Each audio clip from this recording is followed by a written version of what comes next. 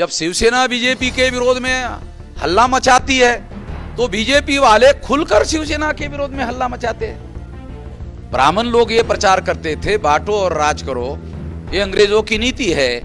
तो अंग्रेज लोग भी बांटने का काम करते थे, मगर वो दो टुकड़े बनाया था उन्होंने, हिंदू मुसलमान। मगर ब्राह्मणों ने हमारे लोगों के 6247 टुकड़े किए। 1703 शेड्यूल कास्ट के टुकड़े, 801 आदिवासी के टुकड़े, 3743 ओबीसी के टुकड़े, तीनों के टुकड़ों को इकट्ठा करो 6247 टुकड़ों में इन्होंने हमारे लोगों को विभाजित किया। लक्षणों के आधार पर आपको समझना है कि इसके पीछे कोई न कोई ब्राह्मण होगा। वो दिख नहीं रहा है मगर लक्षण दिख रहे हैं। तोड़फोड़ के लक्षणों से पहचानना है, ब्राह्मण जरूर होगा। बीजेपी के विरोध में हल्ला मचाती है तो बीजेपी वाले खुलकर शिवसेना के विरोध में हल्ला मचाते हैं। मचाते कि नहीं मचाते? जब हम भारत बंद जैसी कार्रवाई करते हैं तो इससे बड़ी कोई कार्रवाई हो सकती है? भारत बंद जैसी कार्रवाई, तो जब भारत बंद जैसी कार्रवाई कम करते हैं तो आरएसएस, बीजेपी, विश्व हिंदू परिषद के लोग खुलकर वामन मेश्राम का नाम लेकर भारत भर में हमारा विरोध क्यों नहीं करते? शिवसेना का विरोध करते हैं, खुलकर विरोध करते हैं। हम भारत बंद करते हैं तो खुल्लम खुल्ला हमारा विरोध क्यों नहीं करते?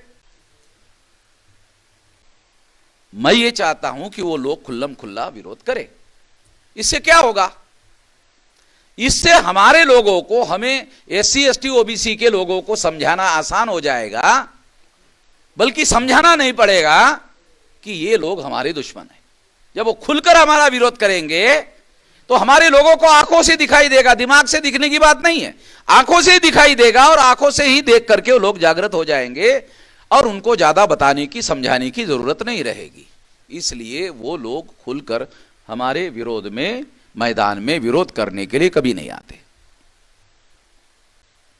या यह भी हो सकता है कि इनका अगर खुलकर विरोध करेंगे तो कोई दूसरा भीमा कोरेगांव ना हो जाए, क्योंकि वो खुल्लम खुल्ला हो गया था, आमने सामने हो गया था, और आमने सामने होने से भीमा कोरेगांव हो गया था। तो शायद उनको डर लगता होगा कि साला दूसरा भीमा कोरेगांव ना हो जाए, यह भी कारण हो सकता है। मगर इतनी बात जरूर है कि वो खुल्लम खुल्ला हमारे विरोध में नहीं आते। तो ब्राह्मणों का इतिहास है, वो खुल्लम खुल्ला हमारे विरोध में नहीं आते हैं। सम्राट बृहदत्त मौर्य की हत्या पुष्यमित्र शुंग नाम के ब्राह्मण ने की, ये भी धोखाधड़ी से किया। और उसके बाद भारत में मूल निवासी बहुजनों को 6247 जाति के टुकड़ों में बांटा गया। 1703 शेड्यूल कास्ट के टुकड़े, 801 आदिवासी के टुकड़े, 3743 ओबीसी के टुकड़े, तीनों के टुकड़ों को इकट्ठा करो 6247 टुकड़ों में इन्होंने हमारे लोगों को विभाजित किया। आजादी का आंदोलन चला। आजादी के आंदोलन में ब्राह्मण लोग ये प्रचार करते थे बांटो और राज करो, ये अंग्रेजों की नीति है। तो अंग्रेज लोग भी बांटने का काम करते थे, मगर वो दो टुकड़े बनाया था उन्होंने, हिंदू मुसलमान। मगर ब्राह्मणों ने हमारे लोगों के 6247 टुकड़े किए। जो हमारे पास डाटा अवेलेबल है और जो ब्राह्मणों का धर्मशास्त्र अवेलेबल है, उसके डाटा के आधार पर यह बात आप लोगों को बता रहा हूं, सबूत के तौर पर यह सारी बातें आप लोगों को बता रहा हूं और समझा रहा हूं कि तोड़ना ये लक्षण है ब्राह्मणों का। तोड़ने का जो लक्षण है वो ब्राह्मणों का है। हमारे पुरखों ने अपने समाज को तोड़ने का काम किया, ऐसा कोई इतिहास में उदाहरण नहीं है। तोड़ने का काम 6247 जाति के टुकड़ों में तोड़ने का काम ब्राह्मणों ने किया। तो तोड़ने का लक्षण ब्राह्मणों के साथ जुड़ा हुआ है। मैं ये इसलिए समझा रहा हूं, लक्षणों के आधार पर यदि हमारा दुश्मन पर्दे के ऊपर आकर सामने दिखाई नहीं दे रहा है तो लक्षणों के आधार पर हमें अपने दुश्मनों को आइडेंटिफाई करना चाहिए। इसलिए बता रहा हूं। पहले डॉक्टर आज से 10, 20, 25 साल पहले डॉक्टर क्या करते थे? अगर आप बीमार पड़ गए तो डॉक्टर के पास आप जाते थे, तो डॉक्टर आपको पूछता था क्या तकलीफ है, आप तकलीफ बताते थे, फिर वो बोलता था, फिर पूछता था, लक्षणों की जानकारी के लिए पूछता था कि आपको पेशाब कैसे होती है, पीली होती है कि सफेद होती है,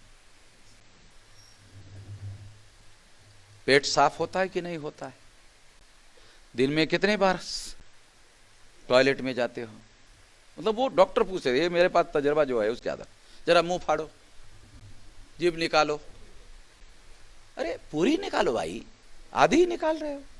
हाँ, थोड़ी देर रोक के रखो। हाँ, और मुंह फाड़ो, थोड़ा ज्यादा फाड़ो।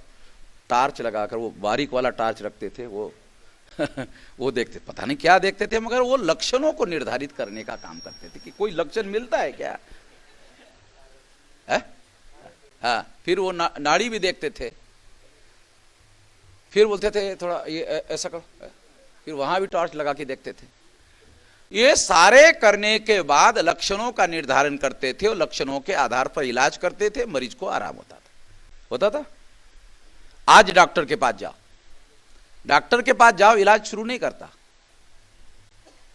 ये टेस्ट करो, ये टेस्ट करो, ये टेस्ट करो, ये टेस्ट करो, और टेस्ट रिपोर्ट ले आओ। अभी कोई डॉक्टर कोई इलाज जो है वो लक्षणों के आधार पर नहीं करता है, बोलते ब्लड टेस्ट रिपोर्ट ले आओ।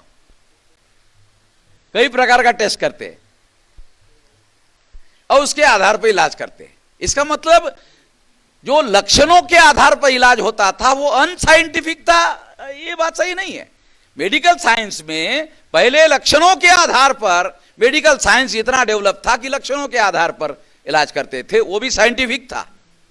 अभी ब्लड टेस्ट के आधार पर इलाज करते हैं। ये रिसर्च साइंटिफिक मेथोडोलॉजी एडवांस हो गई है, इतना ही मामला है, एडवांस हो गई है। तो हमारे पास लक्षण है तोड़फोड़ करने का, ब्राह्मण के साथ जुड़ा हुआ है। तोड़फोड़ का जो लक्षण है वो ब्राह्मण के साथ जुड़ा हुआ है, और ये साइंटिफिक है, ये अनसाइंटिफिक नहीं है, साइंटिफिक है कि अगर हमारे ही लोग एससी एसटी ओबीसी के लोग यदि तोड़फोड़ करने के काम में दिखाई दे रहे हैं और ब्राह्मण दिखाई नहीं दे रहा है, हमारे लोगों ने तोड़फोड़ करने का इतिहास काल में कोई काम नहीं किया, और अगर कर रहे हैं तो निश्चित रूप से उसके पीछे कोई ना कोई ब्राह्मण होगा। लक्षणों के आधार पर आपको समझना है कि इसके पीछे कोई ना कोई ब्राह्मण होगा।